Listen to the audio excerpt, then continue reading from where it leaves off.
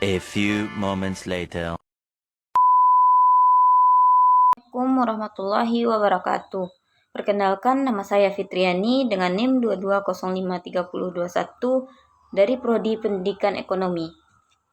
Di sini saya akan menjelaskan materi tentang administrasi layanan khusus. Materi yang pertama yang akan kita bahas yaitu tentang pengertian administrasi layanan khusus. Menurut Kusmin Tarjo, sekolah tidak akan berfungsi jika tidak ada sesuatu yang membuatnya berfungsi. Dalam sebuah pendidikan harus mempunyai unsur-unsur yang meliputi administrasi sekolah. Unsur-unsur dalam administrasi sekolah yaitu mempunyai fungsi, hubungan, dan ketergantungan dengan komponen-komponen lainnya. Manajemen layanan khusus di suatu sekolah merupakan bagian penting dalam manajemen berbasis sekolah atau MBS yang efektif dan efisien. Sekolah merupakan salah satu sarana yang dapat kita gunakan untuk meningkatkan kualitas dari penduduk Indonesia. Sekolah tidak hanya memiliki tanggung jawab dan tugas untuk melaksanakan proses pembelajaran dalam mengembangkan ilmu pengetahuan dan teknologi saja, melainkan harus menjaga dan meningkatkan kesehatan baik jasmani maupun rohani peserta didik. Hal ini sesuai dengan Undang-Undang Nomor 19 Tahun 2005 tentang Standar Nasional Pendidikan Bab 2, Pasal 4 yang memuat tentang adanya tujuan pendidikan nasional untuk memenuhi tugas dan tanggung jawab tersebut. Maka sekolah memerlukan suatu manajemen layanan khusus yang dapat mengatur segala kebutuhan peserta didiknya, sehingga tujuan pendidikan dapat tercapai dengan baik. Manajemen layanan khusus di sekolah pada dasarnya ditetapkan dan diorganisasikan untuk mempermudah atau memperlancar pembelajaran, serta dapat memenuhi kebutuhan khusus layanan sekolah. Pelayanan khusus diselenggarakan di sekolah dengan maksud untuk memperlancar pelaksanaan pengajaran dalam rangka pencapaian tujuan pendidikan di sekolah.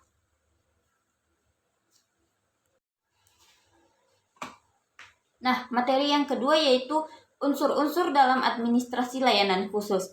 Nah, unsur-unsur dalam administrasi layanan khusus ada beberapa macam. Yang pertama yaitu administrasi murid, yang kedua administrasi kurikulum, yang ketiga administrasi personil, yang keempat administrasi material, yang kelima administrasi keuangan, yang keenam administrasi hubungan sekolah dan masyarakat, dan yang terakhir administrasi pelayanan khusus. Materi yang ketiga yaitu tentang jenis-jenis kegiatan administrasi layanan khusus. Yang pertama ada perpustakaan.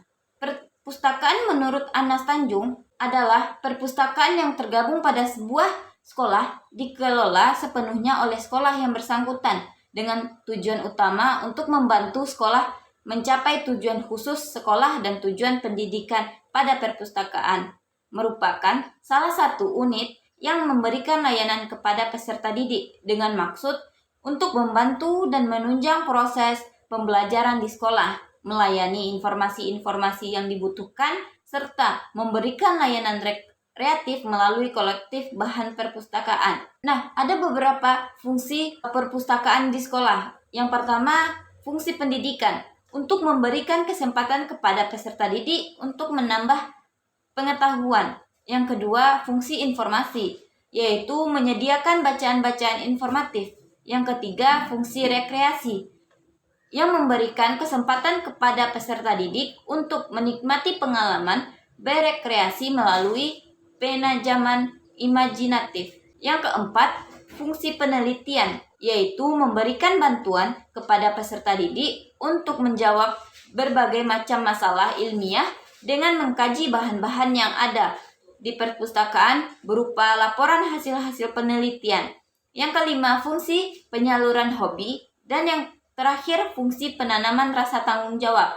Yang kedua atau yang B, laboratorium. Laboratorium secara sederhana ialah melaksanakan kegiatan kerja ilmiah seperti praktikum, observasi, penelitian, demokrasi, dan pembuatan model-model dalam rangka kegiatan belajar mengajar.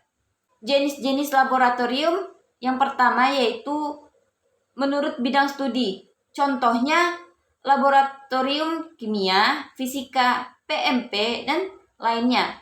Yang kedua, menurut kelompok bidang studi. Contohnya seperti laboratorium IPS dan laboratorium IPA.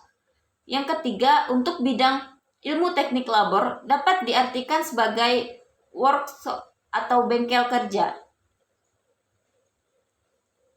Yang ketiga, UKS. Menurut Anas Tanjung, UKS adalah salah satu wahana untuk meningkatkan kemampuan hidup sehat yang pada gilirannya menghasilkan derajat kesehatan peserta didik yang optimal. Menurut Imron, UKS adalah layanan kesehatan peserta didik untuk kesehatan masyarakat yang dijalankan di sekolah dan menjadikan peserta didik sebagai sasaran utama dan personil sekolah yang lainnya sebagai sasaran tambahan. Yang D atau yang keempat, kafe. Menurut Mailan Sultan mengemukakan bahwa layanan kafeteria adalah layanan makanan dan minuman yang dibutuhkan oleh peserta didik di sela-sela mengikuti kegiatan belajar mengajar di sekolah sesuai dengan daya jangkau peserta didik. Tujuan layanan kafeteria yaitu tersedianya wahana bagi peserta didik untuk memenuhi energinya pada saat kegiatan belajar mengajar berlangsung. Sedangkan untuk tujuan khususnya, agar peserta didik dapat mudah mendapatkan makanan dan minuman yang terjamin, kebersihannya dan kesehatannya, serta memadai kandungan yang gizinya dan sesuai dengan daya jangkau yang sesuai dengan uang sakunya. Yang E, sarana ibadah. Pasti di setiap sekolah mempunyai sarana untuk beribadah seperti musola. Nah, layanan rumah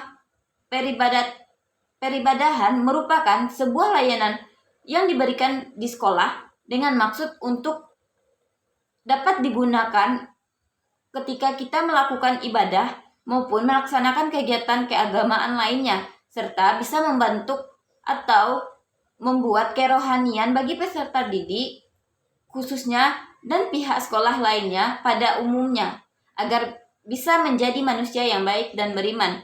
Adanya sebuah layanan rumah peribadahan di sekolah sangat menunjang terhadap proses pembelajaran, mengingat bahwa pembelajaran bisa dilakukan di mana saja, termasuk salah satunya adalah di rumah peribadahan di sekolah. Yang F, asrama. Menurut Maulana Sultan menjelaskan bagi peserta didik khususnya jenjang pendidikan menengah dan pendidikan tinggi, terutama bagi mereka yang jauh dari orang tuanya, diperlukan asrama. Yang G, koperasi.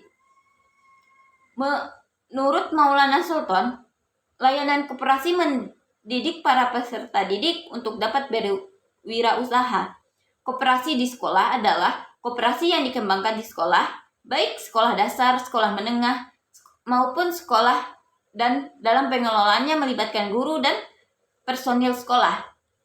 Yang H, transportasi. Transportasi sekolah merupakan sebuah layanan khusus yang dikelola oleh sekolah dan mempunyai fungsi sebagai media antarjemput siswa pada suatu sekolah, mulai dari siswa berada di rumah sampai datang ke sekolah dan menuju rumah masing-masing setelah melaksanakan kegiatan di sekolah. Fungsi utamanya yaitu untuk meningkatkan pelayanan kepada pembelajar atau kepada pelajar atau peserta didik. Terakhir yaitu peranan guru dalam administrasi layanan khusus. Yang pertama ada keterlibatan guru dalam administrasi perpustakaan, misalnya memperkenalkan buku-buku kepada siswa. Yang kedua, mengetahui jenis dan menguasai kriteria umum yang menentukan baik buruknya suatu koleksi buku-buku perpustakaan. Dan yang ketiga yaitu mempromosikan perpustakaan, baik pemakaian maupun pembiayaannya. Sekian materi yang dapat saya jelaskan, kurang dan lebih saya minta maaf. Wassalamualaikum warahmatullahi wabarakatuh.